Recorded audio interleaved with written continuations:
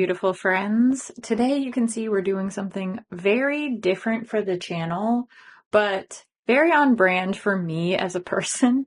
Instead of swatching and reviewing and trying on makeup, today I'm going to customize this ColourPop palette. This one actually has some powder cheek products in it. And since I'm just using acrylic markers today, I'm not even going to bother taking these out. If I was actually painting and I felt like there was a risk of water or something getting on the products, then I would take them out. But I'm just using acrylic markers today. And really, I just wanted to do something different. Many years ago, I started customizing my own palettes. I don't know if you remember these super old all white ColourPop palettes. They were the first ones that they came out with when they started launching singles. I just have some neutral ColourPop singles in here. I just doodled on this with Sharpies. As you can see, it's all faded, and this wasn't really the best choice of medium to use. I should go back and fix this with acrylic markers now, because I could do acrylic over this, and obviously I didn't even finish coloring it in here, and I could seal it and make it look all nice. Let me know if you enjoy this video. I can do a follow-up fixing this old one that I customized, but this is my inspiration. Today I'm gonna jazz up this more plain palette. I already sort of tested my design idea in my sketchbook, but I don't want to show you my test pages. I just want you to see this play out. So I'll explain more of my process as we go along. I'm going to go ahead and start my first layer, and I'll probably speed up some of these sections just to make it more fun to watch, but I do want you to see really my whole process. Let's get started. Let's get some marker on here and see what happens. Hopefully it works. Based on my test sketches, I knew I wanted to go with 3 different colors for the hearts in my design: pink, blue, and purple. For the pattern that I'm hoping to create, I actually need 6 markers in total because each heart needs a monochromatic pair, a light and dark version of each color. So I did a test swatch to make sure that there was enough contrast between the light and the dark pink, the light and the dark blue, etc. You get it. I had just sketched the hearts onto my palette with a mechanical pencil that I had sitting on my desk as I was starting to dream up this idea.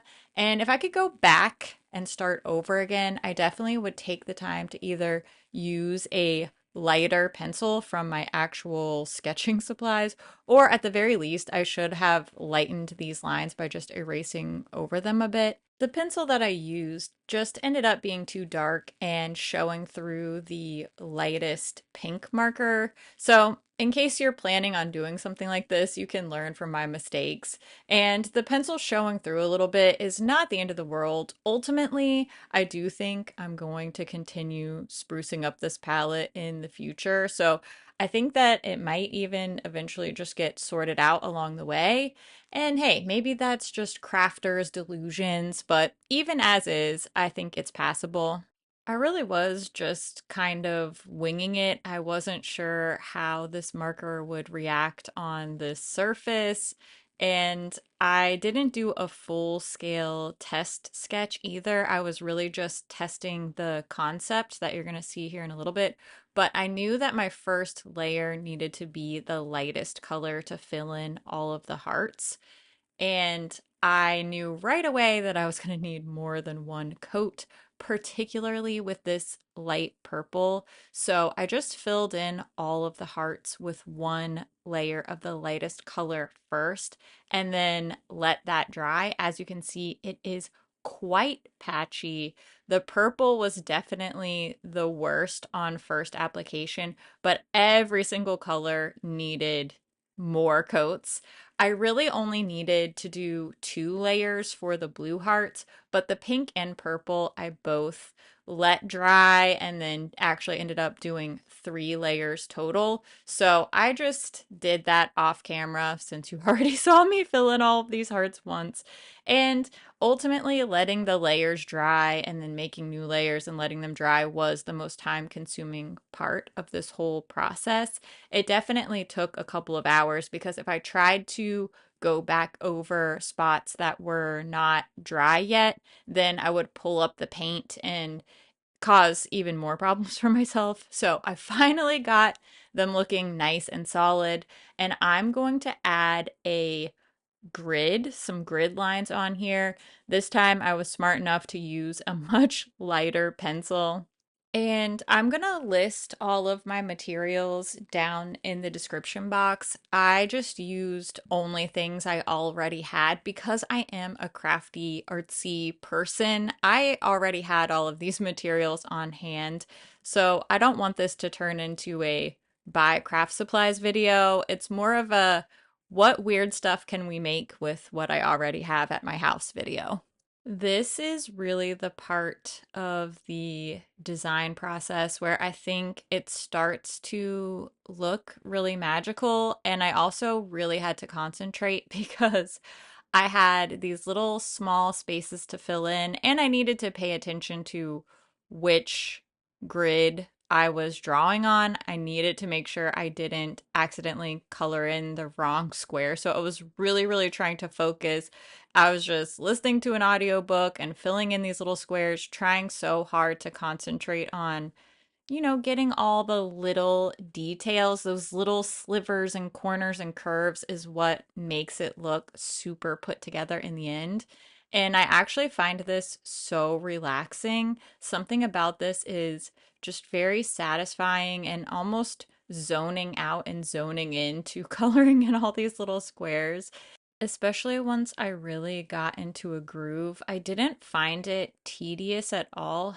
It was actually kind of therapeutic, and what a relief because this took hours. You are seeing a super sped up, condensed, and frankly, a lot of parts skipped over version of this coming together. But this really did take me quite a long time.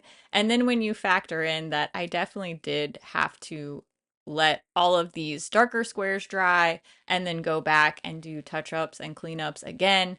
So actually just applying the design onto the palette really took me all day.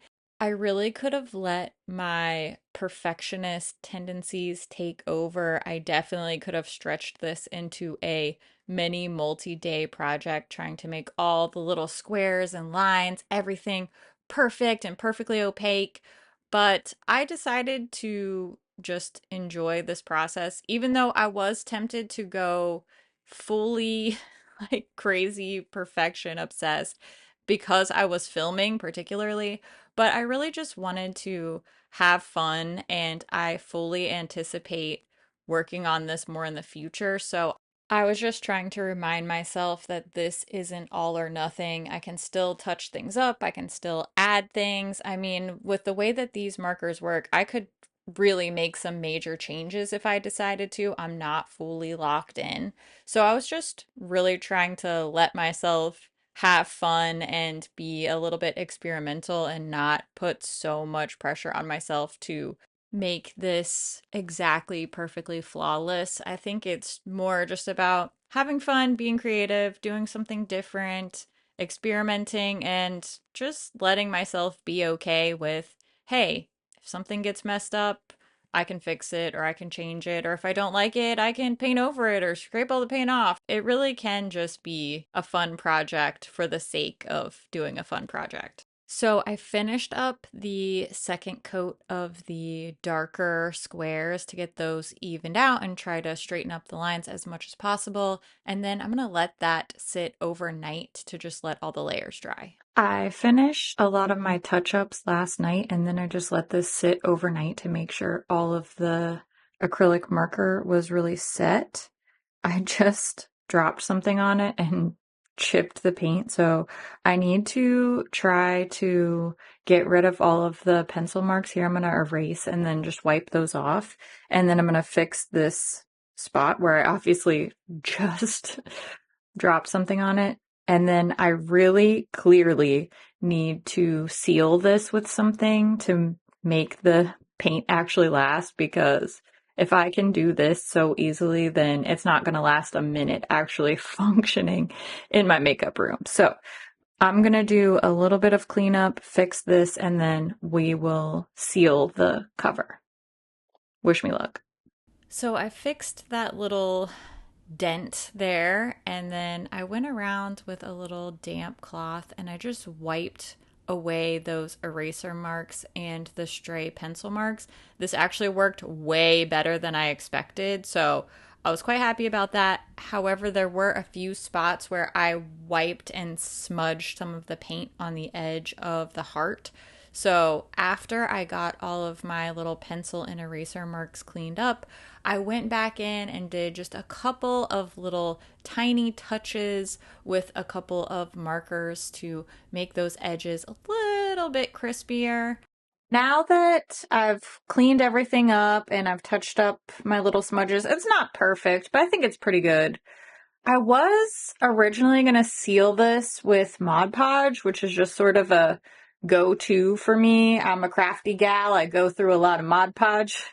But I actually found this. I had used this on a previous project and it's still more than halfway full. So I'm going to take this outside and I'm going to spray the front with this satin crystal clear sealant. And I think this is going to hold up better than the Mod Podge would, but I guess we'll see. I will show you the finished product after my spray sealant dries. Of course, I'm going to do this outside, by the way, because it needs to be ventilated. So I'm going to go take this outside and seal it up. Okay, my palette's done. I used this palette paper. This is for painting. You can tell I had it in my sketchbook to catch the runoff there, but I used this just so that I wouldn't get any of that sealant leaking onto the side. You know, if it would drip down the side, then it would like seal the palette closed.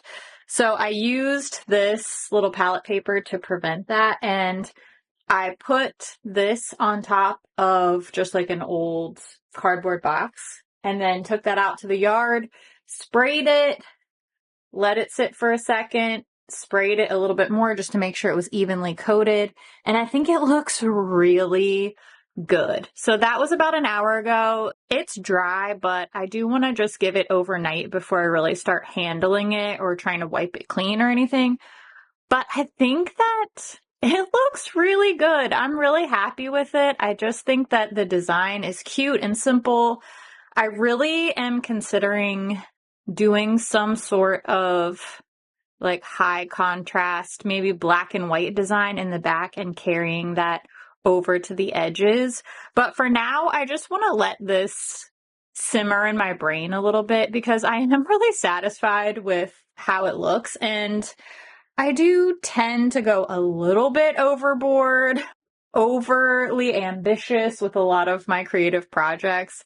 And I just want to hang out with this for a little while as is and then decide if I want to do anything else. I mean, I have all this space on the back and I could also add inside as well. It might be cool to do really colorful on the outside and then do like a black and white version of the design on the inside just for that surprise contrast. I don't know. I'm just going to let it stay as is for now so that I don't overly complicate an already successful project. But this was really fun. And it truly only took me like a day and a half to finish this. And most of that was just letting the layers dry. But actually conceptualizing this, drawing it, making it all happen wasn't really that complicated. I do think that anybody could do a project like this, even if you aren't super artistic as a person. I think this is something that anybody can do, especially since I used the acrylic markers instead of painting it. That really made it simple to get this more precise design. I know it's not perfect, but I'm really happy with how it turned out. It's fun and it makes me want to make more of these palettes. So let me know if you were interested in this. I know it's really different from what I usually do, sort of makeup adjacent, but it's also bringing in some of my other passions and interests onto the channel. Hopefully you enjoyed watching along. Maybe you want to decorate one of your palettes now. Let me know what you think. Let me know if you want to see more creative and crafty projects like this, because I really would love to do more things like this. Share this side of myself with you, if you will. And I just appreciate you hanging out here with me. There's so many things that you could watch on the internet. You chose to watch me draw on a palette today, so I appreciate you. I appreciate your time, and I love your face, and I will see you real soon in my next video. Bye!